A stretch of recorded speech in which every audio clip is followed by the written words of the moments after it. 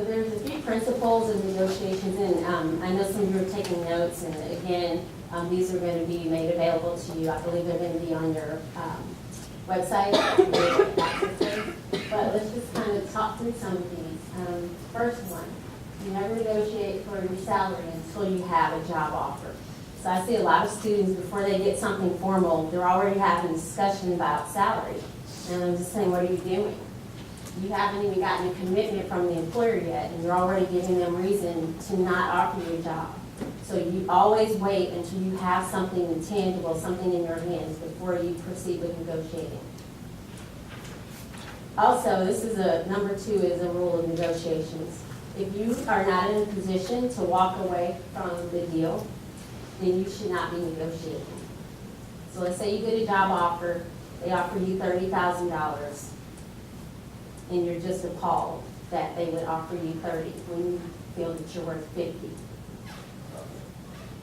If you are not prepared to just leave that offer on the table and walk away, then don't waste your time and don't waste theirs. Because there will be certain situations where you will not win and you will not get what you want. Okay? Does that make sense to everyone? Okay. Please feel free, like I said, to ask questions. Also, has anybody heard number 3 before? Is that something that you all have heard? The first person in negotiation to give a number or to throw out a number is usually going to be the loser in the deal. Okay. Yes? I have a question. What do you do if your employer comes to you and says, like, what are you looking for? That's a good question. We're going to get to that, but let me go ahead and just answer for you now.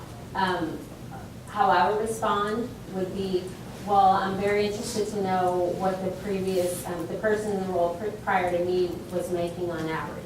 Or I'm very curious to find out what your company considers fair salary for someone in this position with my skill set. Yes? I've only seen one, but there isn't one database or application where you have to put in a figure of expected and minimum, and you can't just pop in there willing to negotiate. You can put in a range. Can you put a range? Yeah, you have to put a number in. Okay. I'm a fan of if you can't put in text or words, because I would put in negotiable, flexible, open. If you have to put in a number, I would put in a range.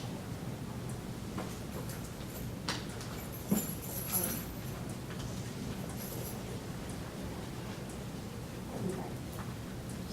All right, so let's go back to these, we're going to talk through these 3 principles that are on the previous slide. First principle, you never negotiate until you sit down to define the terms of the deal. Sell when you're selling, negotiate when you're negotiating. Don't mix them up. Why? Power equation.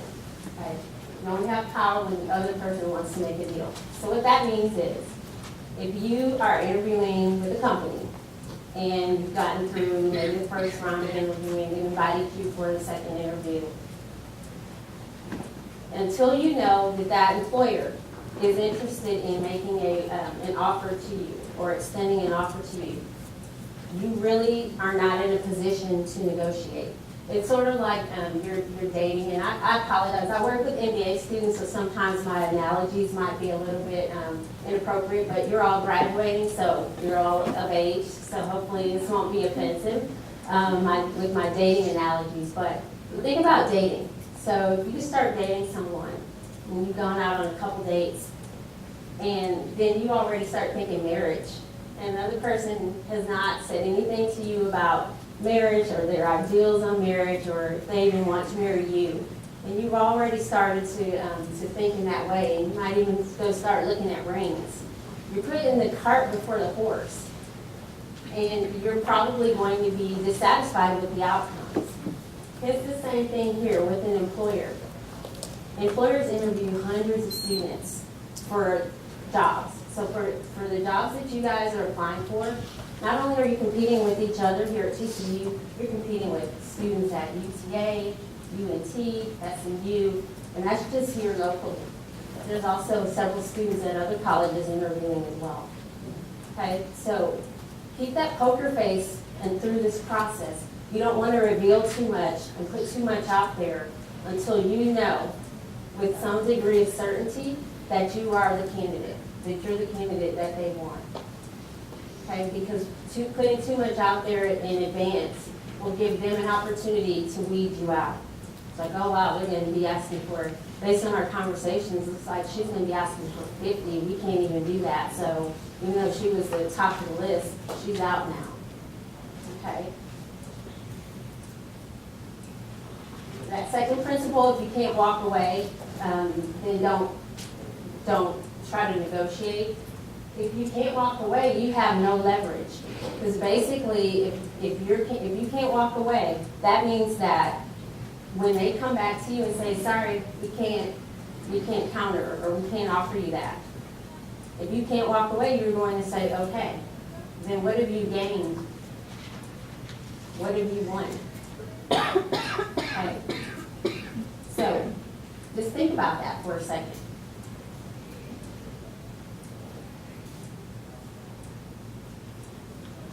Okay, think back to the car buying model.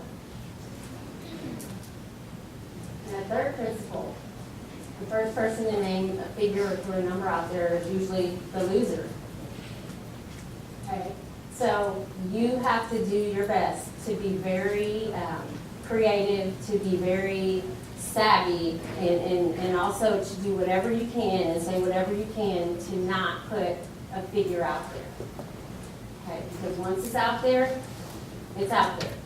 So you get manipulated into putting, 40,000 on the job application, and then later you do your research and realize that they were going to be willing to pay you 50, 55.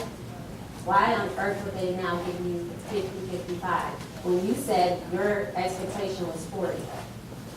So they just saved $15,000 and got a TCU grad for cheap. Okay? And that's exactly why you never put your numbers out there first. Okay? All right, so here's kind of a diagram of how this all works.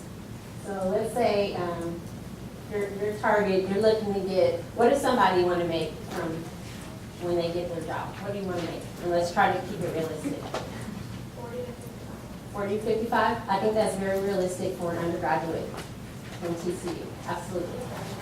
Okay, all right. Well, let's say for you then, let's say 70, okay? Okay. All right, so and what's your name? Molly is, her desired salary is $70,000. She's a graduate student, okay? So there she is, 70, right there in the middle there. Okay. However, Molly gets her job offer, and again, they don't know that she wants to make $70,000. That's just between Molly and her close friends in this room. So she gets her job offer, and they offer Molly 50. Okay? So she immediately gets that job offer, and she's reading it in immediate disappointment. That's $20,000 difference. That's huge. That is huge. Okay?